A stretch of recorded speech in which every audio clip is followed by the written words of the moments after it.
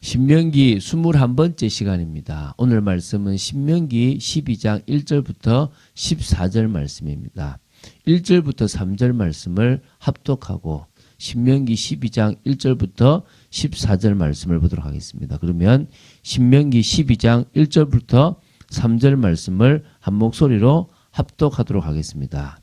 내 조상의 하나님 여호와께서 내게 주셔서 차지하게 하신 땅에서 너희가 평생에 지켜 행할 규례와 법도는 이러하니라. 너희가 쫓아낼 민족들이 그들의 신들을 섬기는 곳은 높은 산이든지 작은 산이든지 푸른 나무 아래든지를 막론하고 그 모든 곳을 너희가 마땅히 파멸하며 그 제단을 헐며 주상을 깨뜨리며 아세라상을 불사르고 또 그 조각한 신상들을 찍어 그 이름을 그곳에서 멸하라. 자, 다시 한번 조금 볼게요. 모세오경의 마지막 책인 신명기의 내용은 좀 두 가지로 요약할 수가 있습니다. 첫 번째는 모세가 자신의 개인적 죽음을 앞두고 이스라엘 백성들에게 하나님의 율법을 다시 한번 요약해 주면서 이 율법의 말씀을 지키고 순종할 것을 권면하는 고별 설교라고 보시면 되고요. 두 번째는 출애굽 시대가 마감되고 이제 가나안에 사는 이제 그 정복을 앞둔 새 시대가 도래하는 이 결정적 기점이 되었던 모세의 사망 사건과 관련된 일련의 내용입니다. 뒷부분은 사실은 짧아요. 그래서 고별 설교가 1장부터 30장까지고 모세의 사망 사건이 31장부터 34장. 그래서 총 신명기는 34장으로 되어 있습니다. 따라서 신명기의 거의 대부분이 모세의 고별 설교라고 보시면 되겠습니다. 그래서 지금 우리는 현재 고별 설교 2부를 보고 있다라고 보시면 됩니다. 그게 신명기 4장 44절부터 26장 19절까지라고 보시면 됩니다. 이 2부는 전체적으로는 율법 조항들의 구체적인 제시를 주 내용으로 하고 있었는데요. 지난주까지 봤던 게 이 2부의 전반부입니다. 그게 4장 44절부터 11장 32절인데요.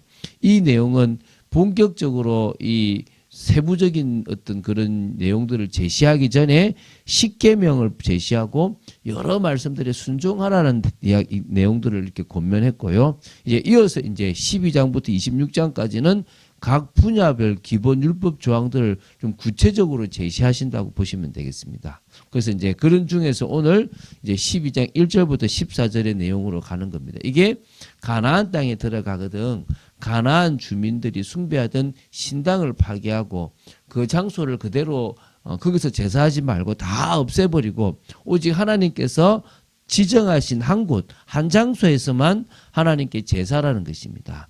이것을 한마디로 좀 어렵게 얘기하면 단일 중앙 성소 제사 이렇게 보시면 돼요. 그러니까 하나의 곳에서 물론 이스라엘 백성들이 이러지 않고 여러 산당에서 가기 어려우니까 실로까지 가기 어렵고 이러니까 자기가 있는 곳에서 자기의 방식대로 자기 소견에 옳은 대로 제사를 드려요. 사실 그게 문제가 되는 것들이 많거든요. 어쨌든 하나님은 처음부터 단일 중앙 성소 제사를 이렇게 하라고 하신 겁니다. 왜 그렇게 하시냐 그러면 그래야만 이스라엘 백성들로 하나님께 대한 순수 신앙을 보존할 수 있다는 것이에요. 또 두 번째는 하나님께서 이스라엘 백성들에게 단일 중앙 성소가 아닌 아무 곳에서나 제사를 드릴 수 있도록 허용하셨다면 이스라엘 백성들은 이 가나안 주민들의 풍습을 쫓아가지고 자신들의 임의로 제사 장소와 제사 방식을 정해가지고 여호와의 신앙을 어겼을 거란 말입니다. 그리고 12지파가 하나가 되는 다시 말하면 결속을 하기 위해서는 이 단일 한 곳에 지정된 곳에서만 예배를 드리고 제사를 드리는 게 필요했다는 것입니다. 자, 좀 세부적인 내용을 본다면요. 1절에서 이런 말이 나옵니다. 모세는 이스라엘 백성들에게 가나안 땅을 가리켜 뭐라 하냐면 내 조상의 하나님 여호와께서 내게 주셔서 차지하게 하신 땅. 아직 들어가지도 않고 전쟁도 시작되지 않는데 이미 뭡니까? 내게 주셔서 차지하게 하신 땅이라는 거예요. 무슨 말입니까? 이미 모세는 이스라엘 백성들이 그 땅을 차지할 거라는 것을 믿었고 그것을 완료형으로 지금 문법적으로 완료형을 지금 표현하고 있습니다. 그 말은 뭡니까? 하나님께서 이미 주셨다라는 겁니다. 오늘 이것을 믿으시기 바랍니다. 그러면서 이제 뭐냐, 가나안 땅에서 평생에 지켜 행할 규례와 법도에 대한 내용을 설교하기 시작합니다. 26장까지 이제 계속적으로 이럴 때는 이렇게 해라, 저럴 때는 저렇게 해라, 이렇게 이야기를 하는 겁니다. 그 첫 시작으로 너무너무 중요한 그 첫 시작으로 뭐랍니까? 내가 한 장소를 정했다. 너희들은 아무 곳에 가서 하지 말고 내가 정한 곳에서 하라라고 하시는 게 하나님의 말씀이고, 그것을 모세가 이렇게 미리 알려주신 겁니다. 근데 그러려 그러면은 2절부터 4절에 뭡니까? 먼저 가나안 족속들, 그 주민들이 세운 모든 우상의 제단들은 다 헐어버리라. 한마디로 흔적을 없애버리라는 것입니다. 특히 바알의 주상은 깨뜨리고 아세라 목상은 불태워버리고 그 외에 조각한 신상들까지 다 찍어서 그 이름을 그곳에서 멸해버리라. 사라지게 만들어야 말입니다. 왜? 우상은요, 영향을 되게 많이 받아요. 여러분, 우리가 말씀을 따라가기는 어려운데요, 이상한 사상들은 영향받기 쉽고요, 문화들은 영향받기 쉬워요. 저 모양이 어떤 모양인지 모르게 막 쓰고 있는 경우들이 되게 많다는 거예요. 그게 그건 겁니다. 예를 들면 여러분, 우리가 저 요가를 하잖아요. 요가의 동작이 사실은 우상의 숭배와 관계되어 있거든요. 그러면 어떤 의미에서 우리가 그걸 하는 것이 좋지 않거든요. 근데 그런 것들이 알게 모르게 들어와서 우리를 힘들게 할 수도 있지만, 그러니까 목사님 요가는 운동인데요. 예, 운동인데 그 운동의 시작이 우상 숭배였다니까요. 그 신을 섬기는 행동이었다니까요. 그런 것들이 이렇게 들어오면 나도 모르게 그 영향들을 받게 돼 있다는 거예요. 그런 것들을 없애버리라는 거죠. 그래서 그 이후에 한 장소에서만 예배를 드리라고 했는데, 가나안 정복 이후에는 이제 바로 그 실로라는 곳이 먼저 세워졌고요.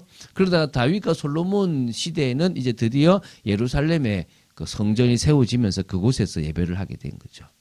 자, 그러면서요, 6절부터 7절에는 뭐가 나오냐면 그곳에서 해야 할 제사 예배에 대한 것이 나옵니다. 그게 너희의 번제와 너희의 제물과 너희의 11조와 너희 손의 거제와 너희의 서원제와 낙헌 예물과 너희 소와 양의 처음 난 것을 너희는 그리로 가져다가 드리고 거기 곧 너희의 하나님 여호와 앞에서 먹고 너희의 하나님 여호와께서 너희의 손으로 수고한 일에 복 주심으로 말미암아 너희와 너희의 가족이 즐거워할지니라. 그 장소, 지정한 장소에서 번제를 중심으로 5 제사를 드리고요, 거기에 제물을 성막이 있는 그곳에서 드리라는 것입니다. 예물로 드리는 겁니다. 11조, 서원제, 낙헌 예물 모든 걸 드리는데요. 그래서 7대 절기를 거기서 지키라 이 말이겠죠. 그런데 온 가족이 함께 예배를 드림으로 즐거워하라는 겁니다. 여러분들이 앞으로 만들 게 뭐냐면 예배가 축복이 되도록, 주일이 우리 가족들에게 축복이 되도록 너무너무 좋은 날. 그래서 어떤 의미에서 우리가 명절에 맛있는 것 먹듯이 아이들의 머릿속에 명절이 기억되듯이 주일에는요, 외식도 하고 주일에는 정말 용돈도 주고 주일에는 정말 자녀들이 주일은 좋은 날이다. 그런데 그런 외적인 것이 좋은 것이 아니라 예배드림으로 주님께 은혜 받으러 가는 게 더 좋구나라는 것들을 깨달을 수 있도록 도와줘야 된다는 것이에요. 그러면서 이제 왜 이렇게 동일한 제사 예배를 드리게 했냐, 8절에 나와요. 우리가 오늘 여기에서는 각기 소견대로 하였거니와 너희가 거기에서는 그렇게 하지 말지니라. 각기 소견에 옳은 대로 지금도 예배를, 제사를 드리고 방법으로 섬기고 있다는 거예요. 그런데 가서는 그러지 말라는 거예요. 그런데 안 그래요. 어떤 의미에서 솔로몬도 기부하신 땅에서요, 1000번제를 드렸어요. 그러니까 아직까지 그런 것들이 제대로 되어 있지 않은 성전이 없었기 때문도 있겠지만 실로라는 것이 있었는데도요, 그게 유명무실했던 것들이 꽤 많고, 그 시대에는 물론 또 조금 좀 달라서 그런 것도 있었지만요, 여러 이런 어찌 보면요, 그 사사기에 왕이 없으므로 각기 자기 소견에 옳은 대로 자기들이 행동했다는 거예요. 자, 9절부터 14절을 보면서 다시 한번 더 이제 핵심을 강조합니다. 그걸 보면요, 가나안 땅은 여호와께서 주시는 안식과 기업의 땅입니다. 아직은 이르지 못했지만 요단을 건너서 이제 그 기업을 기업으로 주시는 땅에 거주하게 될 때, 또는 여호와께서 이스라엘에게 주의 모든 대적을 이기게 하시고 안식을 주사 평안히 거주하게 하실 그때에 앞에서 말했던 것처럼 한 장소에서 반드시 하나님께서 정하신 방법대로 제사 예배를 드리라는 것입니다. 그때 온 가족뿐만 아니라 노비까지도 함께 즐거워하는 그런 축복. 그리고 레위인은 기업이 없으니까 그들까지도 같이 함께 나누고 축복하라는 것입니다. 자, 지금은 어떻게 봐야 됩니까? 예수 그리스도만을 통해서 또 그분을 믿는 믿음으로만 우리는 하나님을 만나고 하나님을 누릴 수가 있다는 것입니다. 그럴 때 한 성령이신 성령께서 우리의 모든 것을 주관하셔서 저 다른 나라에서 예배드리더라도 같은 신앙, 같은 모습이 되어질 수 있다는 거예요. 그게 지금 이것의 의미라는 거예요. 그래서 우리는 첫 번째 뭡니까? 예수 그리스도를 믿는 믿음으로 드리는 제사. 성령의 역사가 있는 제사. 그게 뭡니까? 영과 진리로. 영이 성령의 역사고 진리가 예수 그리스도거든요. 이 예배를 드리는 게 가장 중요하다는 얘기를 지금 하고 있는 거예요. 그래서 지금 왜 이게 필요하냐면요. 에큐메니즘이라고 종교 통합 운동이 전 세계에 일어나고 있어요. 근데 거기에 걸림돌이 사실 기독교예요. 근데 기독교의 일부도요. 동조하고 있는 부분들이 있어요. 어떤 교회에서는요. 예수 밖에도 구원이 있다. 교회 밖에도 구원이 있다라고 주장하는 사람들이 있다니까요. 그 위험한 거라는 거예요. 무슨 말이죠? 교회 밖에는 교회가 아니고 예수 외에는 구원이 없습니다. 예수 외에는 구원받을 수 있는 길이 없습니다. 오직 우리는 유일한 신앙입니다. 유일한 믿음을 가지고 있는 겁니다.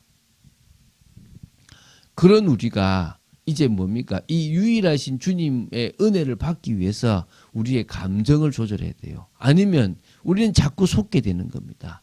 하나님은 우리가 속지 않기를 원하시는 겁니다. 그래서 이제부터 뭐 하느냐? 우리 감정에 대한 부분부터 시작해서 외식하는 부분, 또 우리가 걸리는 여러 외적인 부분까지 다시 한번 점검하면서 우리의 신앙의 모습들을 찾아가자는 것입니다. 그러지 않으면요. 진짜 제대로 우리가 믿음의 삶을 살아가기가 어렵습니다.